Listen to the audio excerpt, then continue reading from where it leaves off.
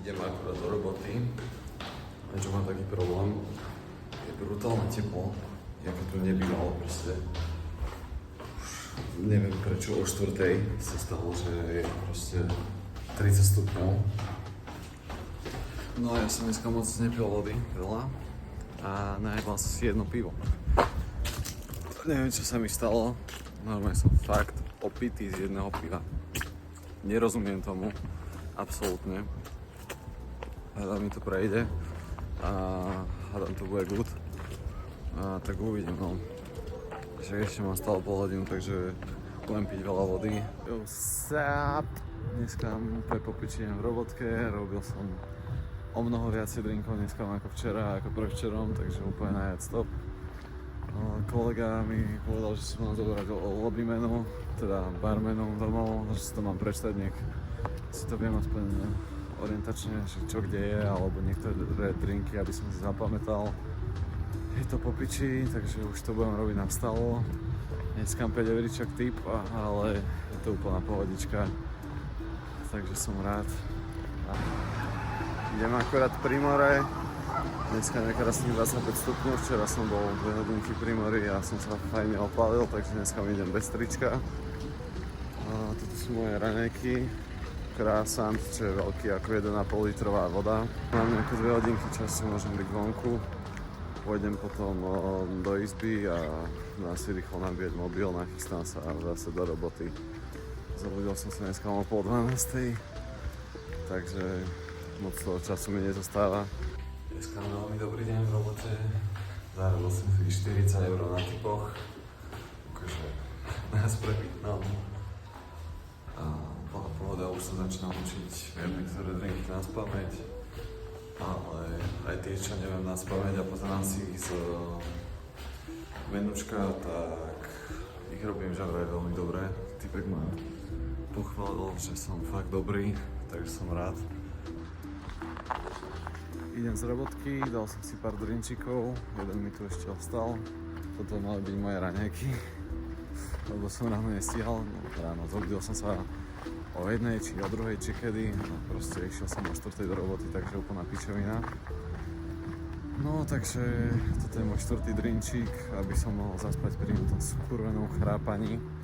Zabudol som vám povedať, že už mám nového spolubývajúceho a brutálne chrápal vtedy. Že som 2 dni nemohol spať, mali sme tu brutálne veľa komárov a bolo to totálne mimo. Lebo fakt, to je brutálne moc.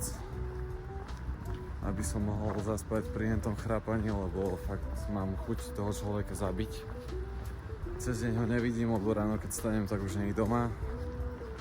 Tak uvidím teraz, že či bude hore, alebo čo s ním je, ale... No proste nervy, absolútne nevyspatý, nedalo sa to v robote, každý sa ma pýtal, že čo mi je. Že to bolo na mne vidieť, aj keď som sa snažil tváriť v pohode.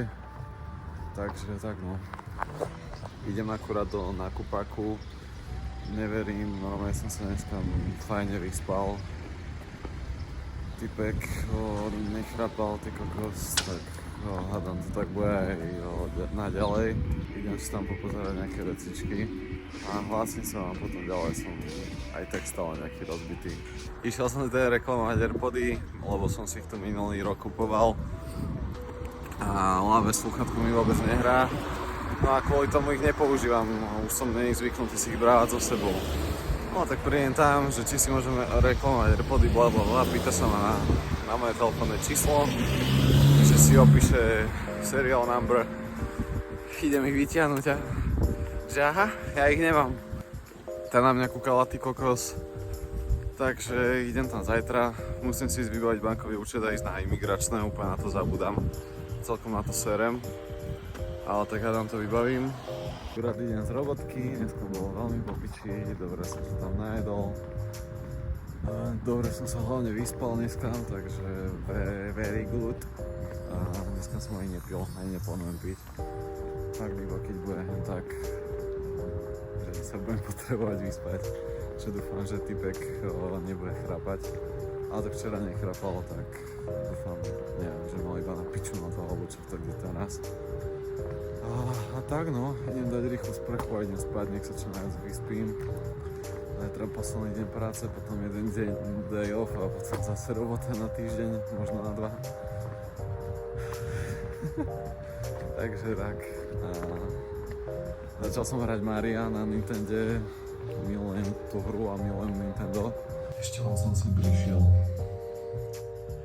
A už počujem to kokota, jak chrape. Jo, sa vidím aj teraz Jamba, teda z autobusu, ale bol som v Jambe, bol som aj v tom Apple Store. Zistil som, že som úplne v piči, lebo musím poslať tie sluchatka tam ja. Cez nejakú poštu, vôbec to nepoznám. Neviem, či do 7 dní by im to tam malo prísť, alebo do 7 dní to vybavia.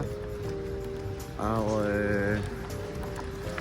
že pokiaľ to bude mojou vinou, čo sa ma pýtala ako prvú vec, že či mi náhodou nepadli do vody. Čož nepadli mi do vody, ale myslím si, že keď som bol cvičiť, takže som sa proste potil a vtedy sa nejak dodrbali. Sorry, ale toto som si fakt nemohol odpustiť. Chcel som sa kúpiť. To je pič. Jo, akurát idem domov. Dneska mal ten môj kolega day off, takže dneska nepracoval, takže musím ísť pešo, že ma asi jebne, ale však hádam, to bude pohodička. No a teraz začína môj day off, takže veľká jebička, budem si doma chillovať, hrať Nintendo, budem sa okúpať konečne po 3 dňoch do mora. Do mora samozrejme.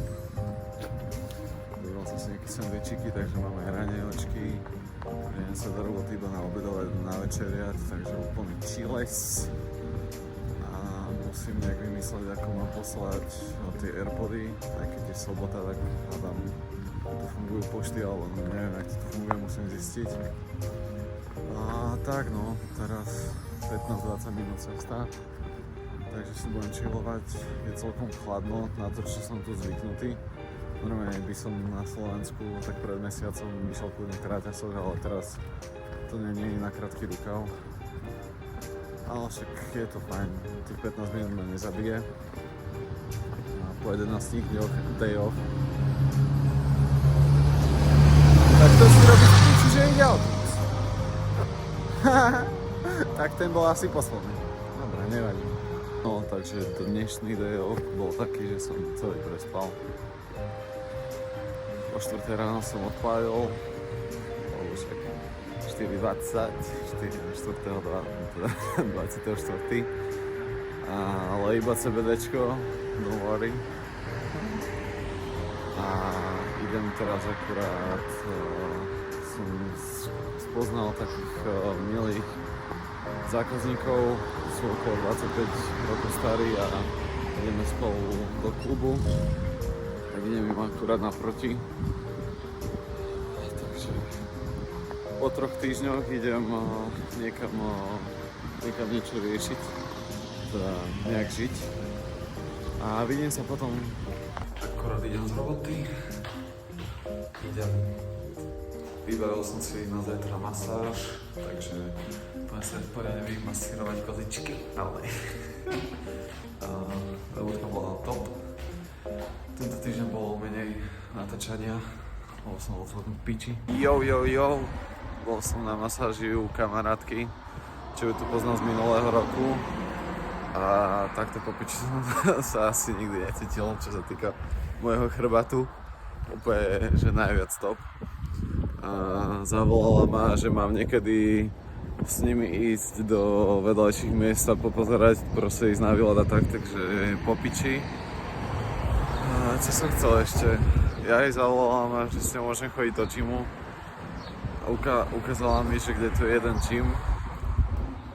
Ale tak je to drahé jak blázon. 120 € na 3 mesiace, čiže akože v pohode. Lebo to je, že na mesiac, takže sa tam dá ísť koľko razy len chcem. Len aby to bolo také lacné, že 40 € na mesiac, tak sa to musí zaplatiť všetko naraz vopred, čož je tam proste celkom veľa peňazí. A tak uvidím, vymyslieť niečo a hádam sa mi to podarí.